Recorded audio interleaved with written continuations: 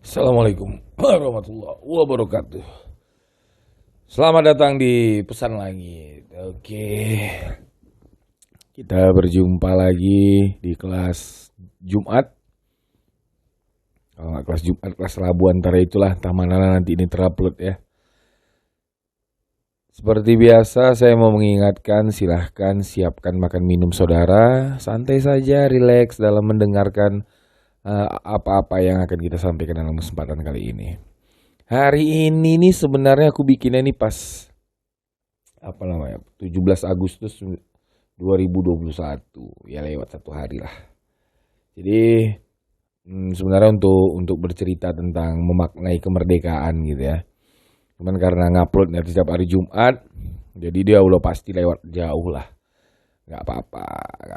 Walaupun tidak pas di waktunya, tapi mudah-mudahan dapat memberikan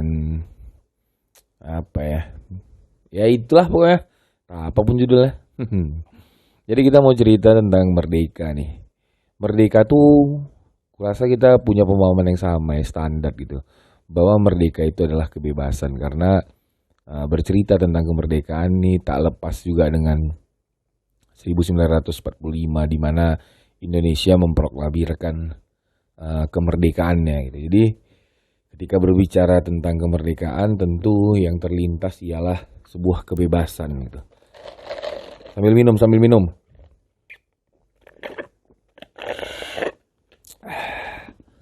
Nah, jadi pasti akan bercerita tentang kebebasan.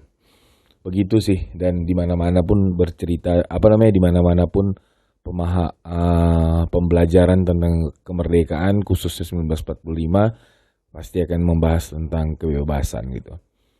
Jadi kadang tidak tepat saja kadang-kadang bahwa kemerdekaan yang 1945 ini disamaartikan dengan kemerdekaan pada kehidupan gitu. Jadi ketika dalam konteks yang lain berbicara tentang kemerdekaan, ya menurutku bukan kebebasan dalam pengertian yang 1945. Ketika bercerita kehidupan, kemerdekaan itu oke lah, kita sama, boleh lah dulu. Pertama kita sepakati bahwa kemerdekaan dalam kehidupan pun pada prinsipnya itu juga kebebasan. Tapi pertanyaan lebih lanjut, kebebasan yang bagaimana gitu kan. Apakah bebas dalam melakukan semuanya gitu. Ya itu sih. Singkat cerita, di dalam satu kesempatan aku ikut tadabur gitu ya. Lupa sih aku ayatnya apa gitu. Tapi itu bercerita tentang manusia yang bahwa ada pesan Tuhan tuh, jadi manusia jangan yang kelewat batas gitu. Jadi ketika mendengar kelewat batas tuh contohnya yang bagaimana gitu. Mayoritas yang hadir tuh mengatakan yang seperti kemubaziran lah, sesuai kelewat batas gitu kan. Jadi biasanya kalau punya sepatu olahraga satu dan masih bagus ya udah satu aja gitu, nggak usah dua gitu kan. Terus kalau rumah tuh ya toh istri satu, anak cuman dua gitu kan. Jadi kamar 3 kayaknya sudah cukup gitu. Jadi nggak perlulah sebesar-besar sampai kamar 8 dan seterusnya. Jadi ya yang begitu sih. Jadi ketika mendengar kata jangan kelewat batas, semua mengartikan itu sesuatu yang berlebih gitu. Jadi ketika dia berlebih, maka asumsi mayoritas yang hadir saat itu itulah namanya lewat batas gitu. Betul, salah itu tentu dalam Pesan Langit itu juga nggak cerita salah dan benar gitu ya. Kita mau cerita tuh yang bukan soal salah benar, lebih kepada mana yang lebih membuat kita nyaman, memberikan kebaikan lebih kepada diri kita, kan itu goalnya. Dan selesai Zoom itu saya merenung-renung lebih lanjut tentang lewat batas menurutku gitu. Nanti ini akan ada hubungannya sama kemerdekaan. Menurutku lewat batas tadi itu bukan hanya sesuatu yang berlebih gitu. Sesuatu yang berkurang pun itu namanya lewat batas gitu. Jadi saat itu tuh aku mencontohkan seperti ini. Ya aku rasa matematika tuh pernah lah kita belajar tentang garis X dan Y gitu kan. Jadi garis X itu yang lu mendatar, Y itu yang ke atas gitu, ke atas atau ke bawah itu Y kan. Semakin ke atas semakin positif, semakin ke bawah semakin negatif. Nah, posisi kita tuh di nolnya itu, di titik tengah itu.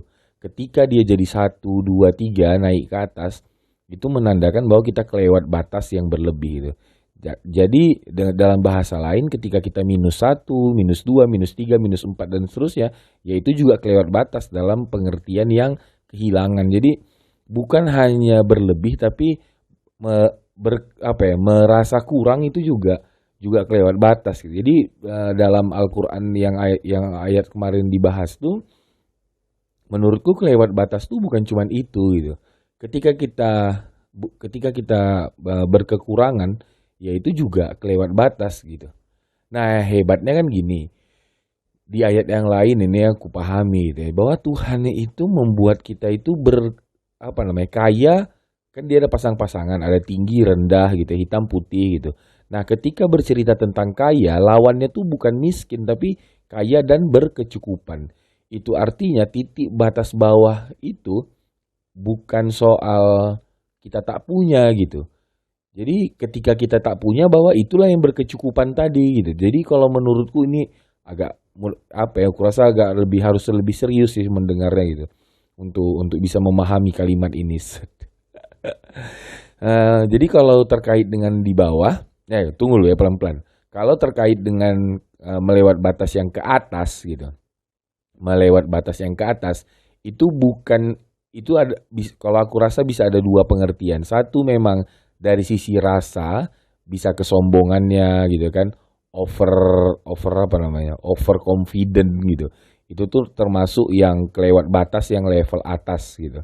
Jadi selain daripada over confident tadi ada juga barangnya memang berlebih. Contohnya yang kayak tadi lah, saat sepatunya tuh satu masih bagus dia maunya dua gitu kan. Nah itu yang ke atas, kelewat batasnya ke atas. Kalau kelewat batasnya ke bawah, ini bukan lagi bercerita tentang barangnya ada atau tak ada, tapi lebih kepada rasanya gitu. Karena kalau dari sisi barang ada atau tak ada, itu sama seperti ayat tadi. Jadi tidak ada yang miskin itu tidak ada, yang ada itu berkecukupan. Itu artinya ketika kita tidak punya, itulah level kecukupan yang Tuhan berikan pada kita saat itu gitu. Jadi kalau orang punya sepatu olahraga satu, sepatu sekolah satu, sepatu jogging satu, sepatu ke mall satu, sepatu untuk hangout satu gitu kan. Kalau kita satu sepatu untuk semuanya, untuk jogging itu, untuk sekolah itu, untuk hangout itu gitu. Nah itu bukan di bawah gitu, kelewat batasnya. Tapi ya memang begitulah kecukupan tadi gitu. Nah kalau untuk batas bawah, jadi lebih kepada soal rasa sih menurutku. Rasa kekurangan, rasa keputusasaan gitu. Itu juga kelewat batas. Jadi dalam ayat itu janganlah kamu kelewat batas gitu dan mohonlah ampunan kalau nggak salah kalimat berikutnya begitu ya. Jadi bukan lagi sekedar ini kau nggak punya tapi kau merasa bahwa kau nggak punya itu yang kelewat batas. Jadi terkait sama ayat itu di tengah-tengah tadi gitu. Kita tahu batasannya. Kapan harus batasan 1 dan batasan -1 itu yang kurasa yang Allah ingin sampaikan dalam ayat itu terkait dengan di ayat yang lain yang hai jiwa-jiwa yang tenang gitu kan, masuklah engkau ke dalam surgaku dengan rahmatku, kurang lebih gitu-gitu. Nah jiwa yang tenang ini adalah jiwa yang di tengah-tengah dia tidak masuk ke di ambang batas atas maupun ambang batas bawah gitu. Jadi pas yang di tengah-tengah itulah yang menurutku mutmainnah, itulah yang tenang. Nah balik ke cerita kemerdekaan. Kemerdekaan ini jadi bukan dia sekedar bebas. Jadi bebas tuh bukan kita tuh berhak melakukan apapun, nggak gitu menurutku. Jadi bebas di sini memang benar. Merdeka di sini artinya bebas. Bebas dalam mengekspresikan boleh, bebas dalam melakukan apapun boleh. Tapi tetap dia punya batasannya gitu. Karena kalau dia nggak punya batasannya nanti dia masuk ke yang berlebih-lebih tadi. Bisa berlebihnya ke atas, bisa berlebihnya ke bawah gitu. Jadi perlu adanya batasan dalam kemerdekaan. Toh kalau kita lihat secara logika gitu. Jadi hidup ini juga bebas. Tapi dengan batas gitu. Jadi bebas dan berbatas gitu ya. Itulah merdeka yang kupahami. Contohnya kenapa sampai di pemikiran itu gitu. Aku ngelihat kayak tinggi badan manusia gitu. Tinggi badan manusia juga ada batasnya gitu. Ketika dia melewati itu, nah itu agak aneh gitu. Karena misalnya aku nih punya tinggi sekitar 192 cm gitu ya. 192. One 192. Jadi sekitar 192 cm. Ini nih untuk kalangan Asia khususnya Indonesia, khususnya lagi Sumatera Utara, tinggi badanku yang sebegini nih di kalangan umum tuh sudah di ambang batas gitu. Jadi orang-orang ngelihatnya udah aneh gitu lah ya. Udah kayak bule gitu. Memang ya kebetulan memang ada bule-bulenya juga aku rasa gitu karena ganteng juga aku ya. Eh itu dia. Jadi ada batasannya seharusnya ketika dia melampaui batas dia akan terlihat aneh. Dan cuma sampai segitu gitu. Nanti kita akan cerita tentang rujukannya lagi apa. Ketika aku pergi ke Eropa sana, ke tempat biasa aku main gitu ya di Eropa, tinggi badan kayak aku ini biasa aja. Jadi kalau ada orang Asia yang kubawa ke sana, itu tuh memang terkesan aneh karena mereka tuh di ambang batas bawah gitu, kecil-kecil gitu kan. Memang tergantung rujukan apa namanya. Tempat kita berada itu punya batasannya masing-masing gitu. Punya batasan masing-masing. Oke, kita lihat lagi misalnya kayak gigi. Kalau gigi kita ini tidak punya ambang batas gitu ya. Itu kan bisa panjang-panjang banget gigi kita ini gitu kan. Dan itu jadi lucu gitu kan. Terus kayak apa ya? Rata-rata semua punya batasan lah kayak panjang kuku, rambut, sepanjang apapun dia punya batasan. Begitu yang kurasa bebas, dia bebas tumbuh, tapi dia punya batasnya sampai di mana gitu. Kau bebas mengekspresikan apapun, tapi ingat batasannya sampai mana. Nah, nanti ini dalam kehidupan tuh kita rasa bebas kita berdialog atau menyampaikan pendapat itu benar, itu sepakat kita. Tapi ingat punya batasan-batasannya. Jadi kalau anak-anak misalnya ngomong sama orang tua, ya itu tetap punya harus batasan. Apa batasannya? Ada etika namanya gitu. Kalau dalam apa ya, memang kita ini budaya timur yang penuh dengan etika gitu kan, penuh dengan tata krama. Dan itu dijadikan norma gitu. Kalau dalam hal yang luas lagi, kehidupan ini tentu yang menjadi norma itu ya nilai-nilai agama gitu. Nah, nilai agama dan tata krama ketimuran kita ini biasanya nggak bertolak belakang banget sih. Ngobrol sama orang tua ya di agama juga dianjurkan untuk suara tidak tinggi gitu kan. Memilih kata-kata yang tepat, yang model-model begitulah gitu. Nah, apa harapannya ketika mendengarkan ini gitu? Mari kita melihat dunia ini penuh dengan kebebasan berekspresi, berkreasi, itu silahkan saja, tapi ingat batasan-batasannya. Jadi di sosial media tuh bebas saja memang melakukan apapun. Maksudnya ketika mengetahui ini, kalau mau posting-posting lagi nanti di sosial media dilihat-lihat. Kalau udah sampai apa namanya buka-buka baju dan segala macam, aku rasa itu udah kelewat batas gitu dan itu akan dianggap aneh nantinya gitu. Bukan walaupun nanti semua orang bisa saja nilai ini berubah. Yang begitu sudah hal yang biasa gitu. Contohnya kayak pakai bra dan kolor kan kalau di Bali sana hal yang biasa. Tapi kalau di Sumatera mungkin itu tidaklah hal yang biasa gitu. Nah, nilai itu bisa saja berubah seperti itu gitu. Ketika kita di Bali, norma-norma kita yang di Sumatera ini tiba-tiba bisa jadi berubah gitu kan. Mengikuti normanya di Bali gitu. Itu kalau dilihat dari tempat gitu. Tapi kalau dari secara keseluruhan, norma-norma kita ini diatur bukan lagi berdasarkan norma tempat, tapi norma agama lah yang mengaturnya gitu. Itu menurutku sebabnya turunnya agama melihat daripada banyaknya perbedaan yang akan terjadi. Jadi memang Tuhan buat kan dalam ayat-ayat itu banyak juga beberapa kali Tuhan bilang bahwa ku ciptakan kalian berbangsa-bangsa, bersuku-suku gitu. Bukannya aku nggak mau di Al-Maidah juga bukannya aku nggak mau membuat kalian itu menjadi satu, tapi aku ingin menguji rasa syukur kalian. Gitu-gitulah. Jadi memang Tuhan setel kita ini semua berbeda-beda. Baik itu tinggi badan dan segala macam suku, bahkan sampai ke pemahaman norma-norma. Tapi akan perbedaan itu semua, itulah perlunya menurutku agama untuk mempersatukan perbedaan itu. Jadi perbedaan-perbedaan itu ketika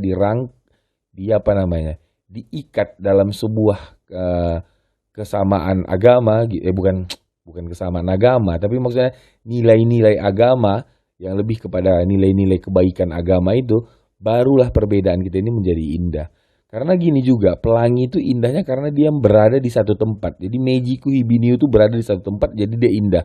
Tapi kalau merahnya di utara, nanti hijaunya, itu yang dibilang orang samburetan gitu. Nah, aku ngerasa hidup ini pun begitu. Kita tuh sudah pasti berbeda-beda, tapi ini akan menjadi indah ketika dibalut dengan nilai agama. Terkhusus nilai agama di sini yang dimaksud ialah akhlaknya, kebaikan hatinya gitu. Karena semua agama menyepakati tentang kebaikan hati ini. Tidak ada satu agama pun yang membenarkan umatnya untuk berbuat kejahatan, itu tidak ada. Jadi semua agama itu menganut unsur kebaikan hati gitu. Gitu sih gitu. Jadi dalam hal kemerdekaan ini lagi-lagi mari kita maknai dia dengan tetaplah berekspresi, tetaplah berinovasi, tetaplah melakukan apapun gitu ya. Tapi ingat batasanmu itu ada gitu. Jadi tetap dia ada batasan-batasan. Batasan ini lebih kepada lebih kepada akhlak lah menurutku gitu. Lebih kepada akhlak, tampilan, perilaku gitu. Bukan batasan dalam pemikiran, tapi lebih kepada akhlak ya. Aku mau bilang itu. Itu sebabnya sama-sama kita akhlak itu menjadi sebuah karakter baik, akhlak baik atau kebaikan hati itu menjadi hal yang sangat penting gitu bagi bagi kita untuk menjalani hidup yang lebih baik, untuk menjalani hidup yang lebih bahagia. Aku rasa sementara ini terkait dengan cerita kemerdekaan itu sih pesan-pesan pesan poin-poin pesan yang ingin aku sampaikan. Terima kasih banyak ya, sampai jumpa dalam kesempatan yang lain. Salam bahagia untuk kita semua. Allah meridhoi kita semua. Sampaikan salam untuk keluarga. Sampaikan salam dari pesan langit tentunya. Love you all.